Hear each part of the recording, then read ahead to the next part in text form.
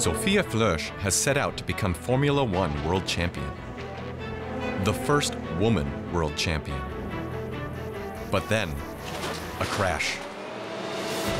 Anyone who's known me long enough knows I won't let something like that get me down.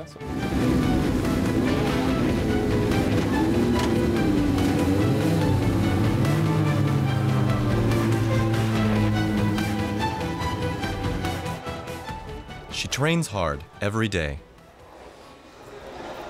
In June 2018, the season had just begun. Formula 3 is very demanding. You drive for half an hour. You're exposed to intense forces. You have to be fit to push this car to its limits. I train to do that. You need strong legs to hit the brakes with 120 kilos on curves. The neck muscles play a major part because of the G-forces in the curves and when braking. In motorsports, women and men are in direct competition. We have to train more than the men, but if we want, we can do it as well. When she gets into her mother's car in Munich, Sophia has to ride shotgun. She's not allowed to take the wheel on city streets yet, even though she's been driving since she was 4 years old. I have confidence. I know Sophia can do it, but many factors are involved. Someone else could run into her, but to date nothing that bad has happened to Sophia. Nothing where I'd say, oh my God, you're not getting into a car anymore.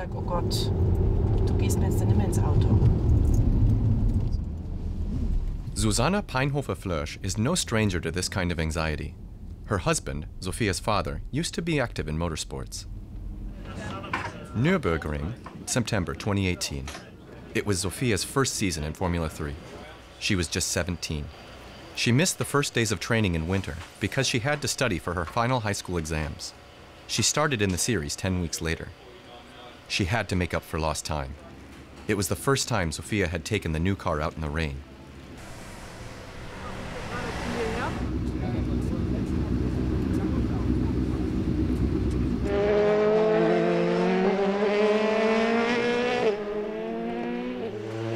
First came the qualifiers. The driver completing the fastest lap would start the next day's race out in front.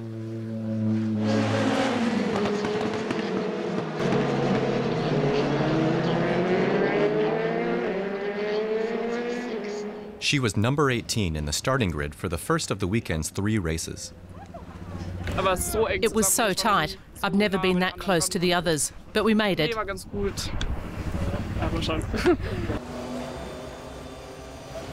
In the box, the team give the car the finishing touches before the race. Meanwhile, Sophia has time for PR appearances. None of her male Formula 3 competitors have a bad word to say about her. Not publicly, anyway. Some men ask, why are you in this sport? You'll never make it, not because you're bad, but because women never do. When you hear the things I heard at age 9 and 10, it's hard because you start thinking that way, and it hurts. But you grow and build your self-confidence, which is very important in this sport, because you have to fight your way through against the men and keep your head held high.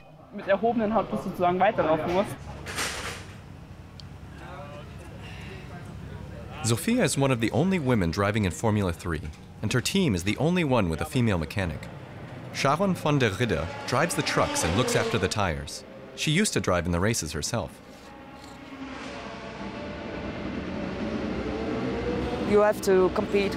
You have to prove yourself each time. You have to do a step harder.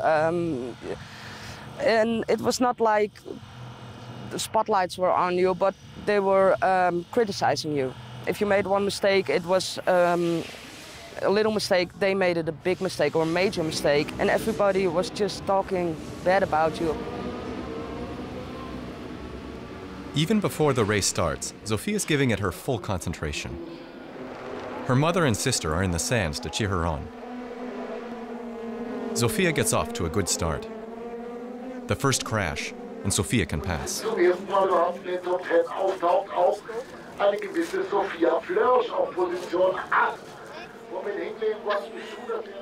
Being in the top 10 earned her some points, But then, on the fourth lap, a technical failure.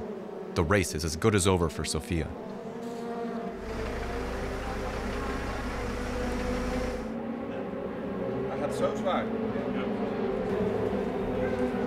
The disappointment is overwhelming for team boss Fritz von Amersfoort as well. This is motorsports. It has to hurt now and then, but I hope that's all for now.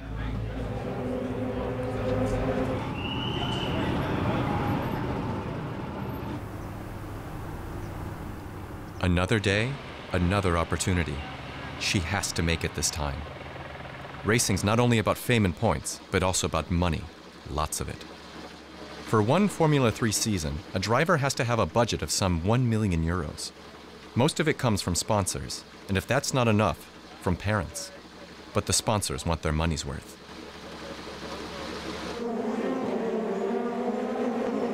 Sophia started at the back of the grid and overtook one position after the next, but she got too aggressive while passing and nearly caused a collision. Her father, Alex, followed the race from the box. He watched the stewards impose a drive-through penalty, making her lose almost 20 seconds. Sophia fell back to last place and lost her chance for a good outcome, but she kept trying just the same. Das die Top 10. Die 15 und Sophia Flörsch. Afterwards, she showed no trace of frustration. Once behind the others, Sophia could open up. She drove one of the fastest laps. To her team, it was hard proof that, in terms of ability, Sophia can keep up with the best.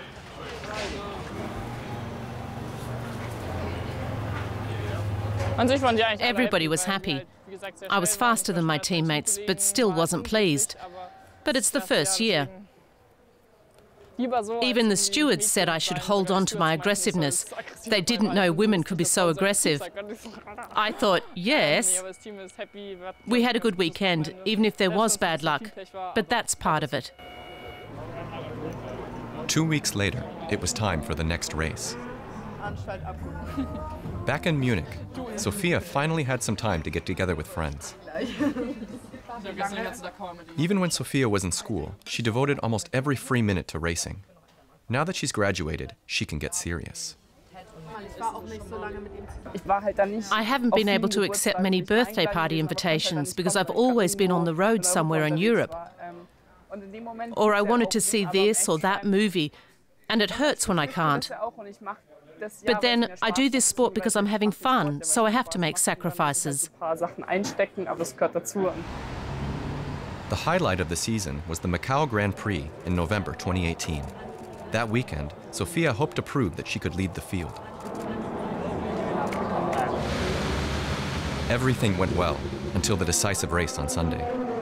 A crash, no fault of her own, slammed her into a wall at 270 kilometers an hour.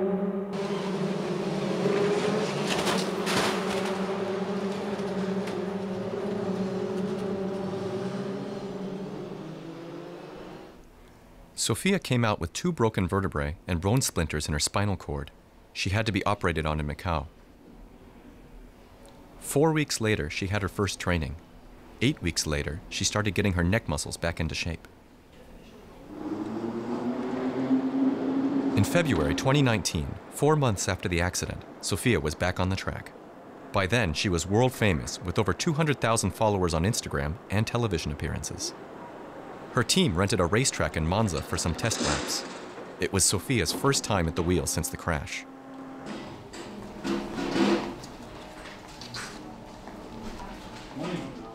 Of course, now I'm that girl with the crash. This year, I want to change that, or be the girl with the crash, but also the success. Anyone who's known me long enough knows I won't let something like that get me down or make me think about quitting. That's why my mum's never said anything. Of course she'll be worried now. I'll have to discuss it with her if I go back to Macau, and I definitely want to. But she trusts me, and it can hardly get worse. That accident was the worst that's happened, and still, I'm back here driving 106 days later. The final preparations.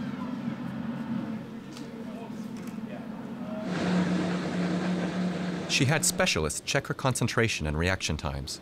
Everything was back to normal. Good luck, eh? Enjoy. Sophia's car was totaled in Macau. Her team had to build her a new one.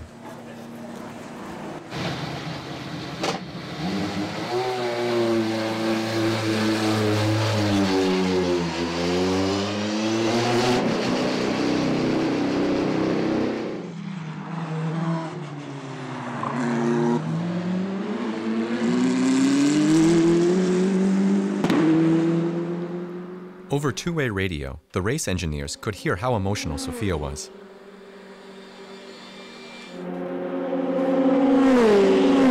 Actually, at the moment, everything looks pretty okay. Physically, she's okay, and she's really happy to be driving in the car again. She's smiling and laughing, and yeah, she's really enjoying it.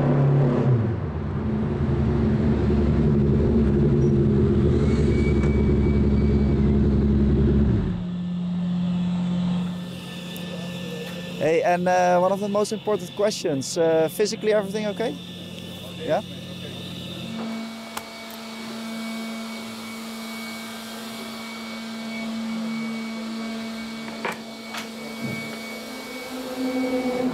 Oh, good.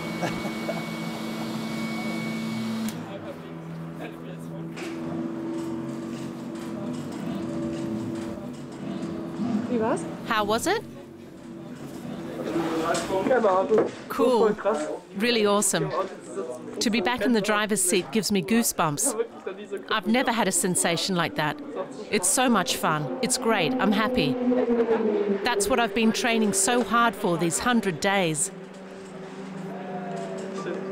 I'm home.